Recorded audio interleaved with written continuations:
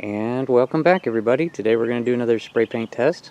The main test is going to be for this Krylon Maxx. Now this is the Silver Metallic. It says right there, Silver Metallic. And this is another one of those paints that is probably just kind of shiny silver, but they've gone and chromed the cap, so it's like misleading.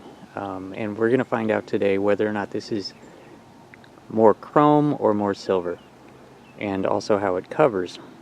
We have our basic spoon test here. This is a bare spoon to see how it does on bare plastic, and this one has been primed with the Rust-Oleum primer. I usually use Rust-Oleum or Duplicolor, and this is the filler primer. And we're going to test it on polystyrene and primed polystyrene, and we're going to add a couple more things here. We're going to add wood because it says it's, you know, good on wood and metal and all that things, all those types of things. But then to add to it, we're going to add this styrofoam plate just to test to see what kind of how hot, you know, how chemical, how strong the chemicals are in there, because some spray paints will have no effect on styrofoam, and others will shrivel it all up. Like a Duplicolor will probably shrivel it all up. But we're going to find out today if this one will. So let's spray these and see how it turns out. Okay, so here is the result.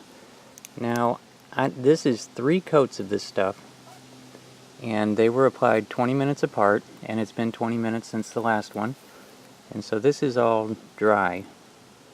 But as you can see here, this is not chrome paint. If you look up close here, this is actually metal flake. So it is silver metal flake, which is fine, and it looks pretty good. It's not smooth like you would hope for. A nice smooth coverage would be nice, you know, like glossy, but all those metal flakes make it kind of porous. And then on the primed surface, did not react to the primer or the bare plastic. It sprayed nice, and that's what we got there. So that's the primed surface. Now on the bare styrofoam, we did not really get well, we got a little bit of a reaction there, just a little bit there. Some of these wrinkles and stuff are actually just part of the plate, but right there, that's where you can see that we actually got a little bit of crazing of the paint or the styrofoam, one or the other. Either way, it would not be a delicate paint to use on delicate surfaces. So you got to keep that in mind. And on wood, it did not fill in all the little gaps.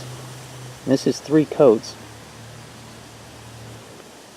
So it is what it is. That's your reaction on wood.